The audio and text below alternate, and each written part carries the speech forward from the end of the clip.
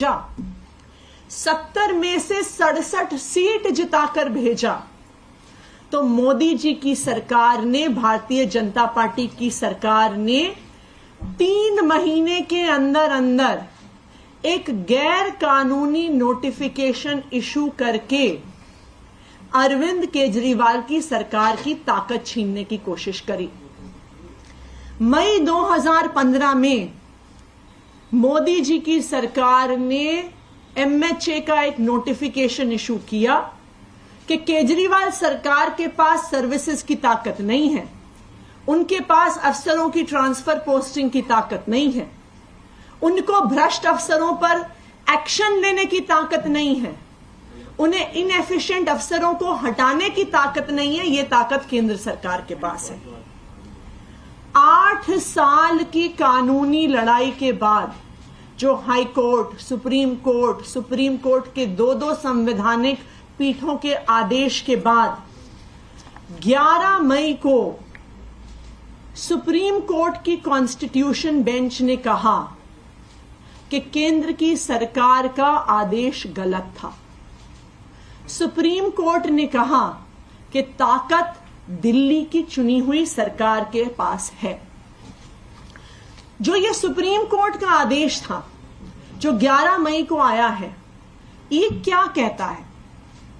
ये कहता है कि दिल्ली की चुनी हुई सरकार के पास ताकत क्यों है। सुप्रीम कोर्ट ने कहा कि 3 संवैधानिक सिद्धांतों के आधार पर दिल्ली की चुनी हुई सरकार के पास ताकत है। पहला सिद्धांत, इस देश का संघीय ढांचा यानी federal structure of the constitution. Supreme court के आदेश ने कहा कि federal structure of the constitution के प्रिंसिपल के आधार पर किसी भी राज्य की सरकार की ताकत छीनी नहीं जा सकती है। कि अगर केंद्र सरकार को ही सारी ताकत देनी होती तो इस देश के संविधान निर्माता एक संघीय ढांचा क्यों बनाते? तो सबसे पहला सिद्धांत जो सुप्रीम कोर्ट ने रखा कि federal structure of the constitution से दिल्ली की चुनी हुई सरकार के पास ताकत है। दूसरा सिद्धांत, सुप्रीम कोर्ट की संवैधानिक पीठ ने कहा कि दिल्ली की चुनी हुई सरकार के पास लोकतंत्र के सिद्धांत के आधार पर ताकत है। कि अगर संविधान ने आर्टिकल 239AA के तहत दिल्ली में एक चुनी हुई सरकार बनाई है, दिल्ली में एक लेजिस्लेटिव असेंबली बनाई है, तो लोकतंत्र के सिद्धांत के आधार पर दिल्ली की चुनी हुई सरकार के पास ताकत है कि जिस जनता ने उसको वोट दिया है, विल ऑफ द पीपल को इंप्लीमेंट करना उस चुनी हुई सरकार का अधिकार है।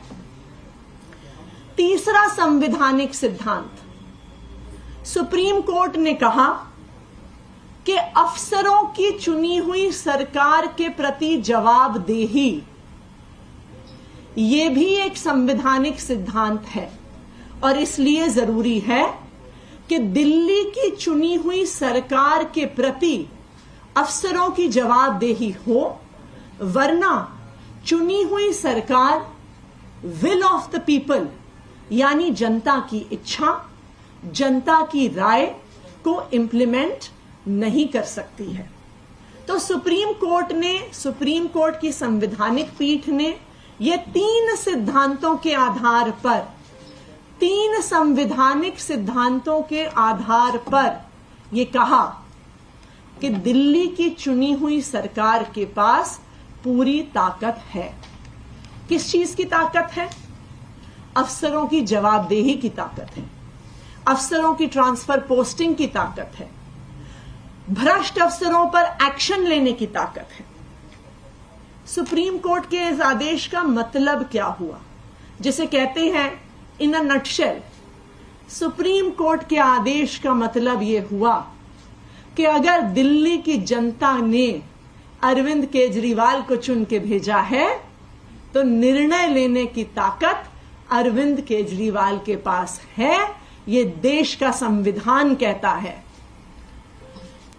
विषयों को छोड़कर, लैंड, लॉ एंड ऑर्डर और पुलिस को छोड़कर, निर्णय लेने की सारी ताकत अरविंद केजरीवाल के पास है और एलजी साहब की बाध्यता है इन 3 विषयों के अलावा चुनी हुई सरकार के, अरविंद केजरीवाल के हर निर्णय को मानना। ये लोकतंत्र है। लेकिन केंद्र की सरकार से यह सहन नहीं हुआ, भारतीय जनता पार्टी से यह सहन नहीं हुआ और देश के प्रधानमंत्री नरेंद्र मोदी जी से यह सहन नहीं हुआ कि अरविंद केजरीवाल को सुप्रीम कोर्ट ने ताकत दे दी, कि अरविंद केजरीवाल को 10 गुना स्पीड पे काम करने की ताकत मिल गई। मोदी जी की तो रातों की नींद उड़ गई। मोदी जी को अरविंद केजरीवाल की सपने आने लगे, डरावने सपने आने लगे कि 8 साल से इतनी दिक्कतों के बावजूद, मेरी हर कोशिश के बावजूद केजरीवाल ने इतना काम करके दिखा दिया जो बीजेपी की सरकारें 20-20 सालों में नहीं करके दिखा पाई, वो केजरीवाल ने बिना किसी पावर के करके दिखा दिया। स्कूल अच्छे कर दिए, अस्पताल अच्छे कर दिए, बिजली फ्री दे दी, पानी फ्री दे दिया, महिलाओं को बस यात्रा फ्री दे दी, दिल्ली को शानदार सड़कें, फ्लाईओवर दे दिया। जब बिना पावर के 8 साल में इतना काम कर दिया, तो अब केजरीवाल के हाथ में पूरी पावर अगर सुप्रीम कोर्ट ने दे दी, तो अब तो केजरीवाल 10 गुना स्पीड पे काम करेगा।